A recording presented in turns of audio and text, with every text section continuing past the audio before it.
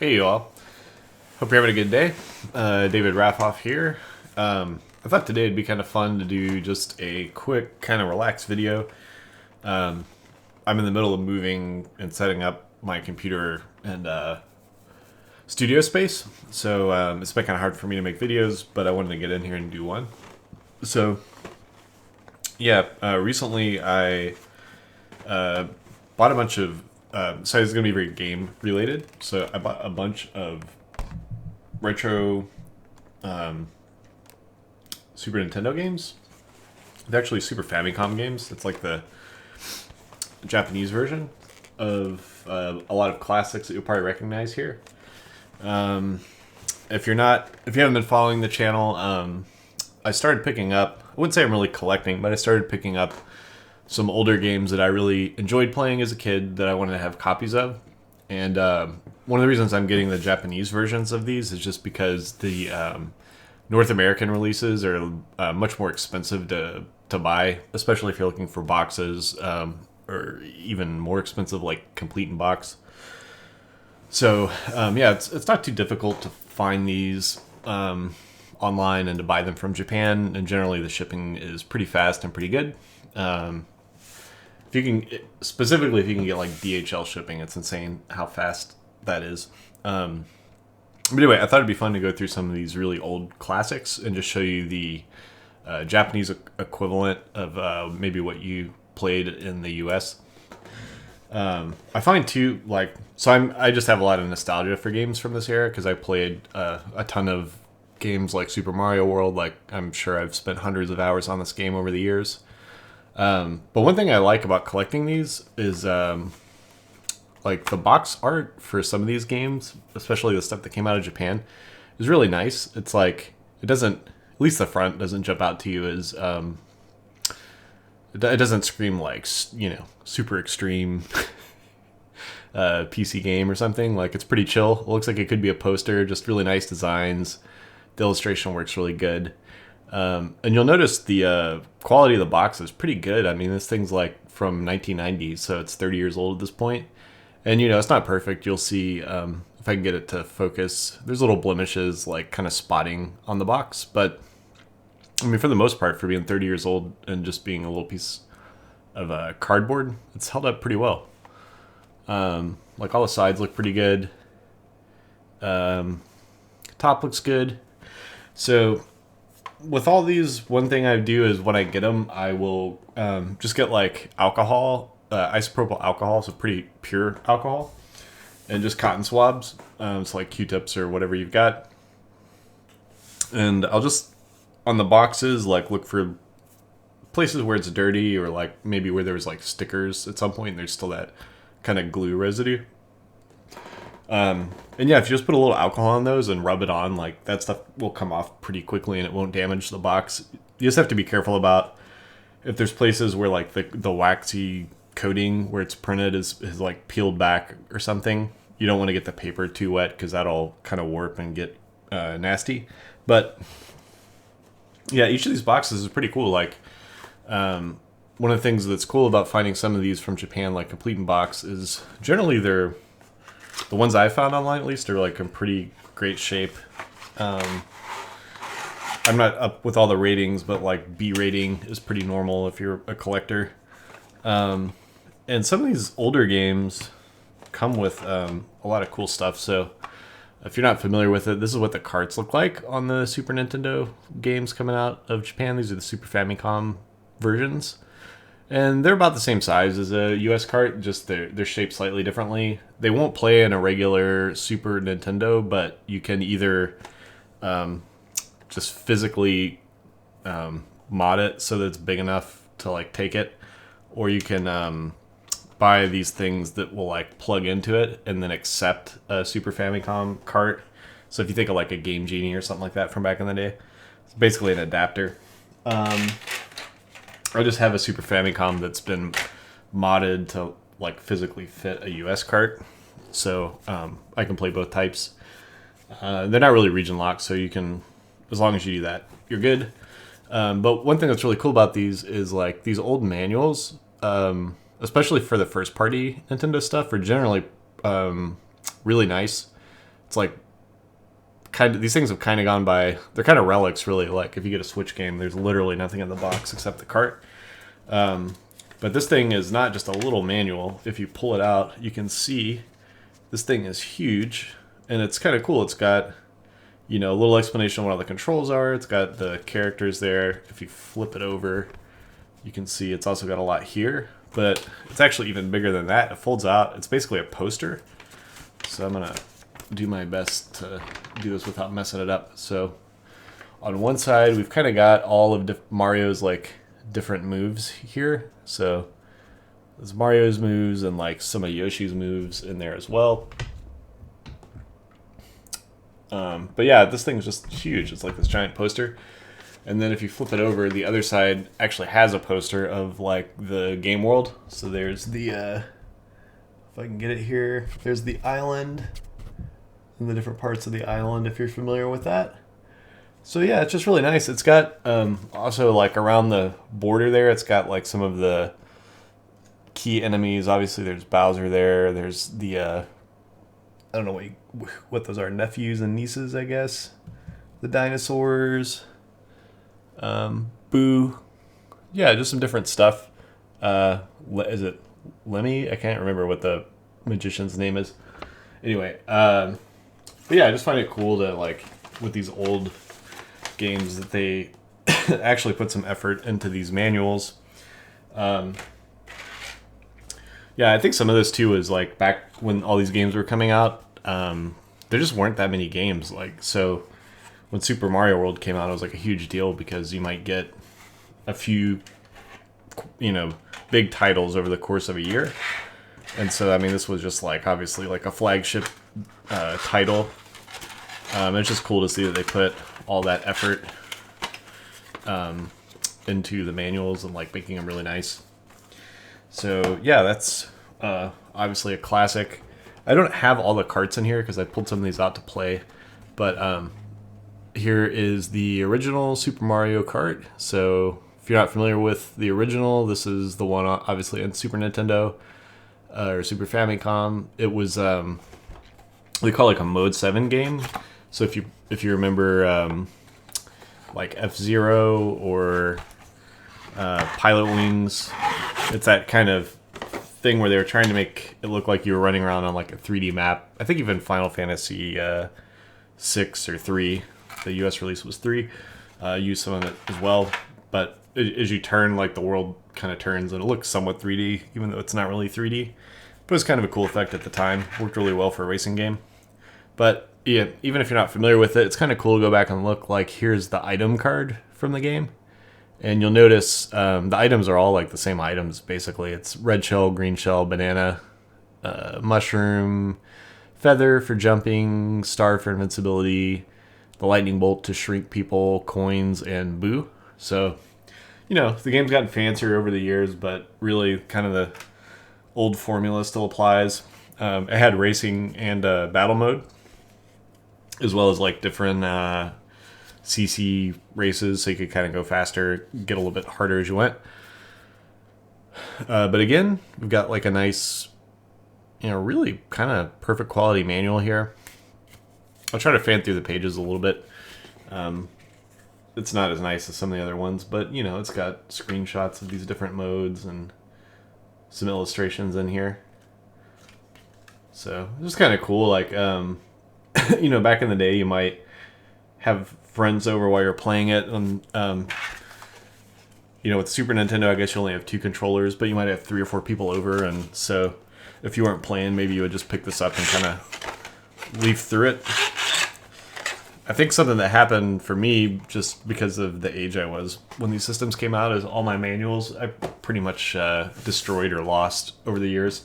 I don't even remember what the originals look like on these, so it's kind of cool to go through them.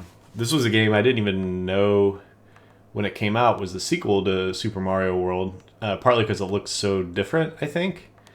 It just wasn't as easy to get info back in the day when you relied on magazines and stuff. You know, when the internet wasn't around. So yeah, this is a really cool game if you haven't seen it. Like, kind of the appeal of it is the whole art style is like this. It's this kind of like pastel, hand drawn look, and all the Mario characters are basically babies in it, and the Yoshi's kind of like protecting them and getting them through these courses. So yeah, pretty interesting departure from both like just visually and kind of thematically from the previous Mario World game. It's kind of neat to see him take some risks and try something different. But yeah, I'm just gonna pop these out too so you can see them. So again, the game cart on this looks really nice. If you do the technique I mentioned with the alcohol swabs too, be careful, don't like saturate the labels. It'll eventually dry out, but it'll look kind of weird when you do it.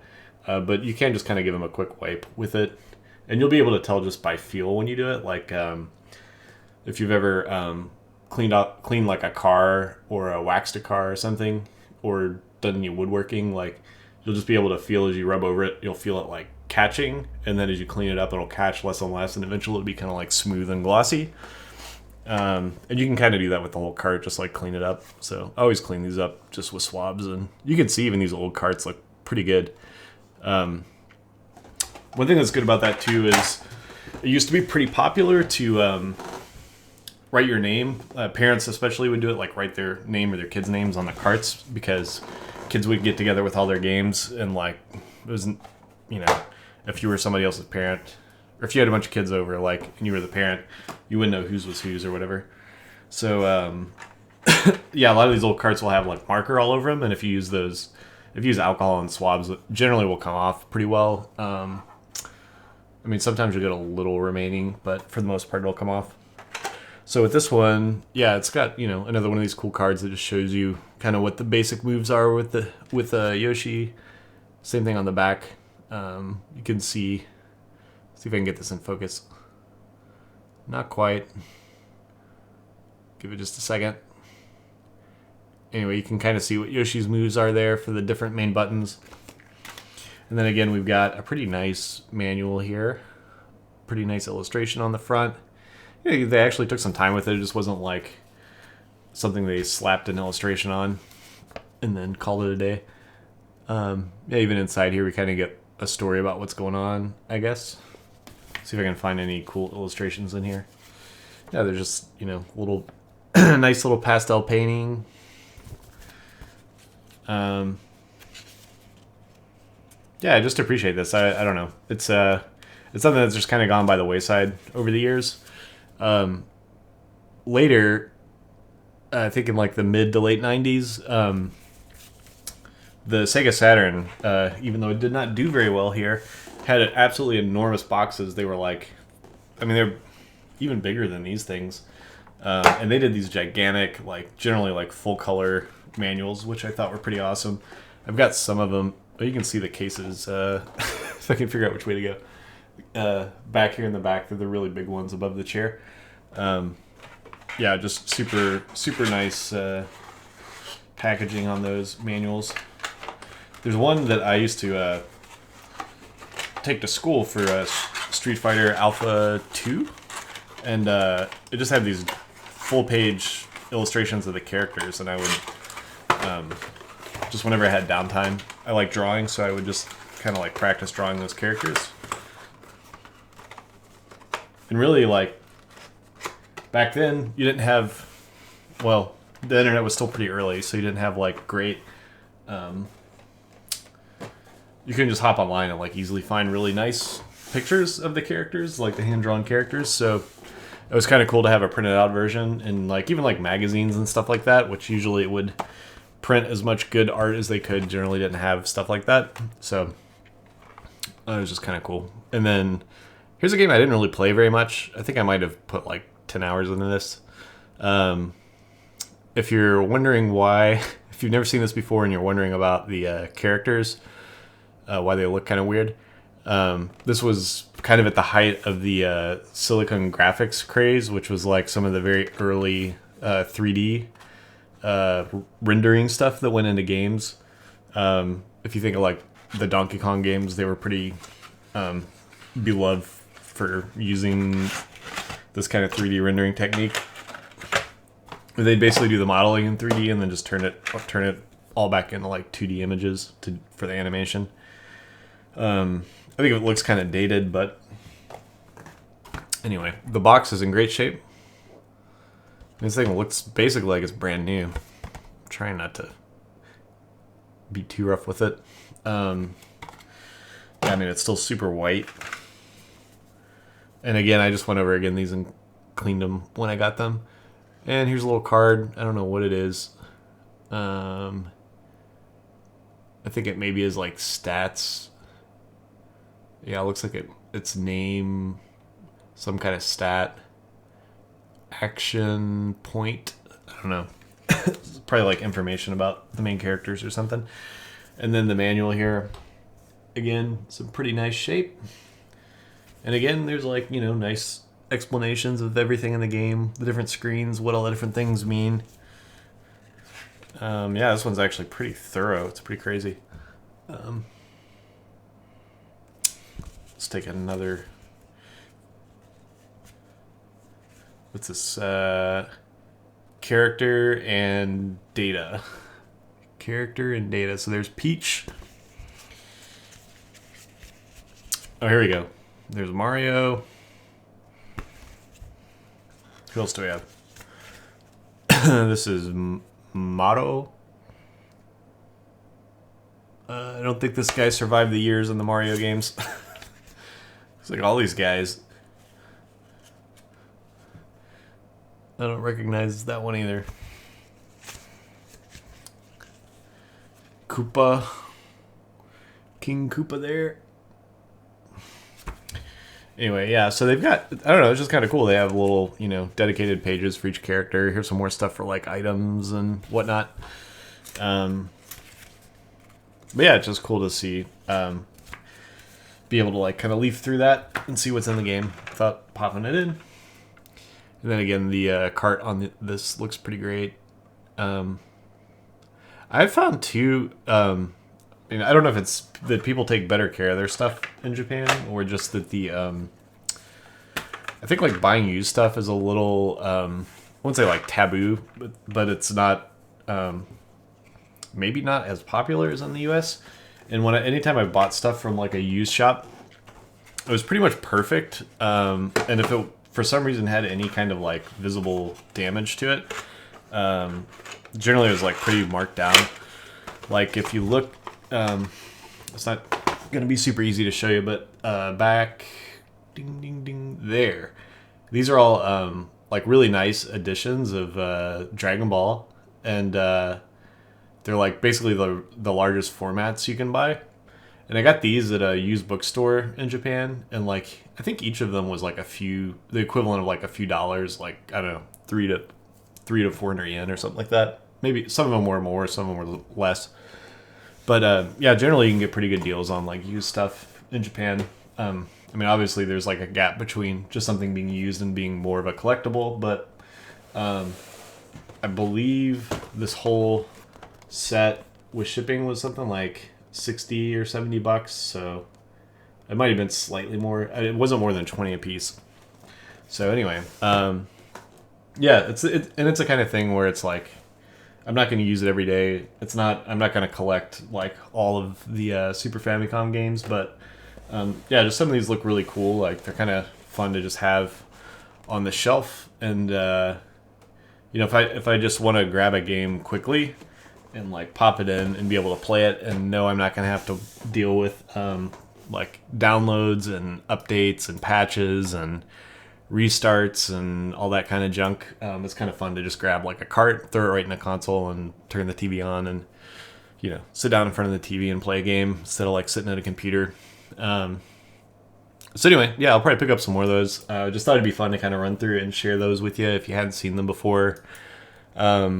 Like I mentioned too, I'm kind of in the middle of changing my whole recording setup. I'm moving over to a version of Unix kind of for work reasons, and also because I realized I can pretty much run everything that I use off Unix anyway, so I'd rather be there than Windows if I don't really need Windows.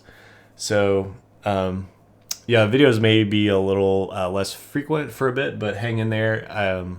If you're also interested in the programming stuff, I have been doing a bunch of work in Elixir recently and getting my project, my financial planning project, kind of up to date with the latest versions of Phoenix and all the things that it comes with, and building out that tool a little bit more. So I'll definitely be doing some more videos about that.